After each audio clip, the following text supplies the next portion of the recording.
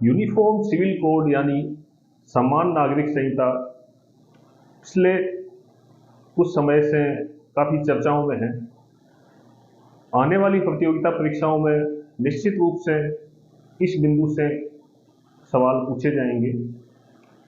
आपको ये समझने के लिए कि यूनिफॉर्म सिविल कोड क्या है, सबसे पहले हमारे देश का लीगल सिस्टम है उसको समझना होगा। हमारे देश में पेनल लॉज यानी कि आपराधिक कानून सभी लोगों के लिए समान है। सिविल कानून जिसमें कई पार्ट आते हैं, सिविल कानून में कॉमर्शियल कानून अलग होते हैं, वह भी सभी लोगों के लिए समान है। सिविल कानून का ही सिविल लॉज, सिविल कानून की ही एक विंग है personal laws. Personal laws, personal laws हिंदुओं की, मुस्लिमों की और आदिवासी जातियों की सबकी अलग अलग है। ये सारा जो इश्यू है इसी विषय पर टिका हुआ है। पर्सनल लॉज के मेनली 4 पार्ट हैं। मैरिज, जिसमें डाइवोर्स भी है, मैरिज, मेंटेनेंस, मेंटेनेंस यानी भरण पोषण, मैरिज, मेंटेनेंस, अडॉप्शन, दत्तक ग्रहण करना, अडॉप्शन और सक्सेशन, सक्सेशन यानी उत्तराधिकार। तो ये जो 4 पार्ट हैं ये हिंदुओं के और मुसलमानों के और आदिवासियों के अलग अलग है। उदाहरण के तौर पे हिंदू विवाह अधिनियम में अगर कोई हिंदू पति या पत्नी एक विवाह कर सकता है, किसी पति या पत्नी के जिंदा रहते हुए वह कोई दूसरा विवाह करता है तो वह विवाह शून्य माना जाएगा, वह विवाह अवैध माना जाएगा। मुस्लिमों में ऐसा नहीं है, मुस्लिमों का ये लॉ अलग है। मुस्लिम्स का जो सक्सेशन का अधिकार है वह बेसिकली अरब कानूनों में जो सिद्धांत दिए हुए हैं उनसे संचालित होता है, वह भी इनके अलग तरीके से संचालित होता है। जबकि हिंदुओं के लिए हिंदू विधि अधिनियम, हिंदू उत्तराधिकार अधिनियम में व्यवस्था की गई है। सारा का सारा विवाद इसी बात पे है कि पर्सनल लॉज को ये सरकार जो है यूनिफॉर्म करने जा रही है कि सभी की पर्सनल लॉज, हिंदुओं की हो चाहे मुसलमानों की हो चाहे आदिवासियों की हो, एक समान हो। इसका प्रावधान आप सभी जानते हैं, आर्टिकल 44 में किया हुआ है कि स्टेट यूनिफॉर्म सिविल कोड स्थापित करने के लिए प्रयास करेगा। इसका एक सोर्स कॉन्स्टिट्यूशनल डिबेट यानी कि संविधान सभा में जो बहस हुई वह भी माना जाता है। उसमें के.एम. मुंशी ने कहा था, ये सवाल पूछा था कि क्या हम ऐसी व्यवस्था बनाने जा रहे हैं, क्या हम पर्सनल लॉज का कंसोलिडेशन करने जा रहे हैं, यानी कि पर्सनल लॉज को समेकित करने जा रहे हैं जिससे कि हमारे देश में सेकुलरिज्म, धर्मनिरपेक्षता प्रोटेक्ट रहे, संरक्षित रहे और यूनिटी बनी रहे। सभी फेटर्निटीज में, सभी रिलीजन्स में, सभी जातियों में यूनिटी बनी रहे। यह इन्होंने सवाल पूछा था के.एम. मुंशी ने। तो आर्टिकल 44 और कॉन्स्टिट्यूशनल डिबेट, संविधान सभा की बहस, ये 2 इसके सोर्स है समान नागरिक संहिता के, सबसे बड़े सोर्स है जिनके ऊपर इसका मामला टिका हुआ है। तो हम समझ गए हैं कि यह संविधान में प्रावधान दिया हुआ है। अब इस संबंध में क्या है, सुप्रीम कोर्ट ने कई मामलों में कई प्रकार के फैसले दिए। सुप्रीम कोर्ट में कई मामले ऐसे गए जिसमें कोई हिंदू पति था जिसने अपनी हिंदू पत्नी के जिंदा रहते हुए दूसरा विवाह कर लिया इस्लाम धर्म अपना के।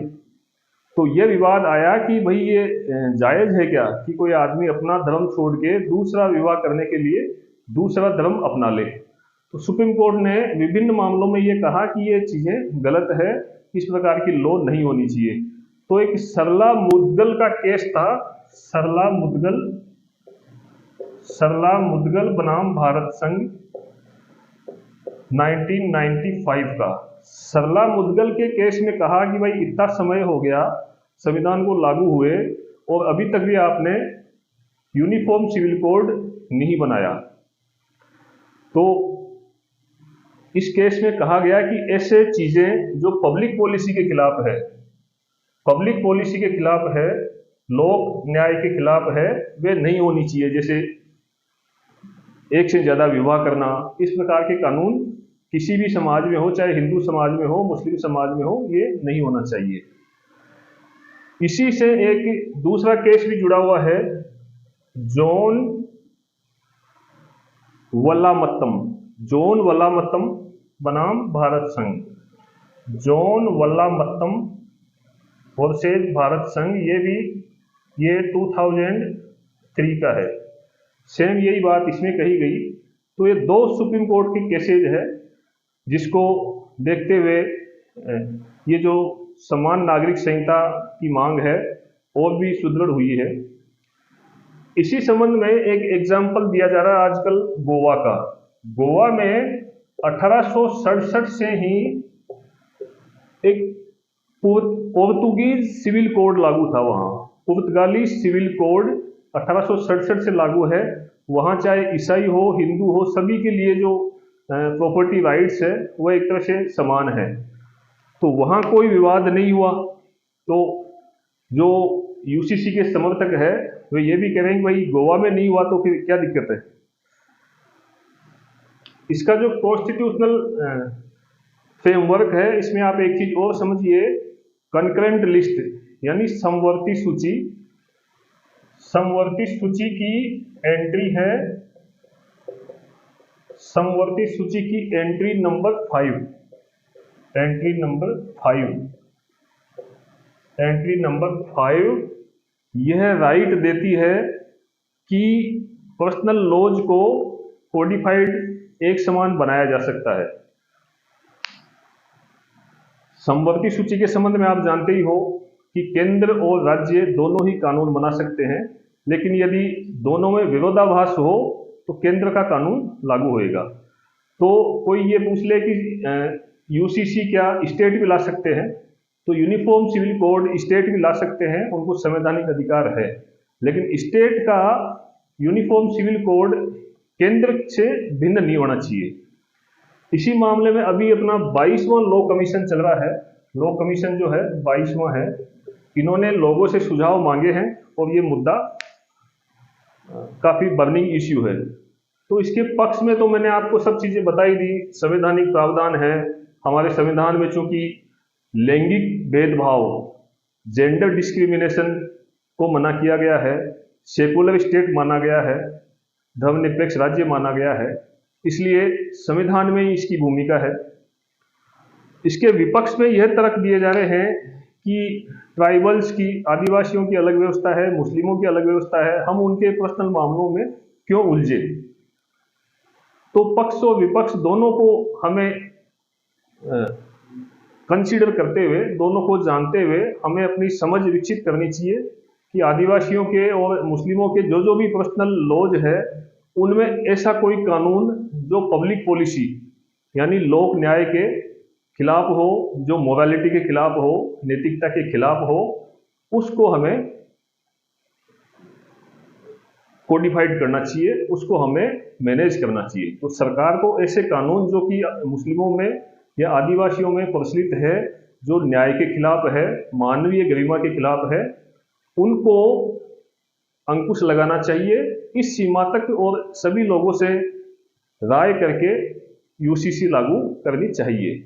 इसमें इसका संवैधानिक बैकग्राउंड भी है, इसलिए यूसीसी का विरोध कर रहे हैं ये जायज नहीं है। यूसीसी के लागू करने की शर्तें तय की जा सकती है। तो ये यूसीसी से संबंधित आप जो भी क्वेश्चन आए उसका आराम से आप आंसर दे सकते हो।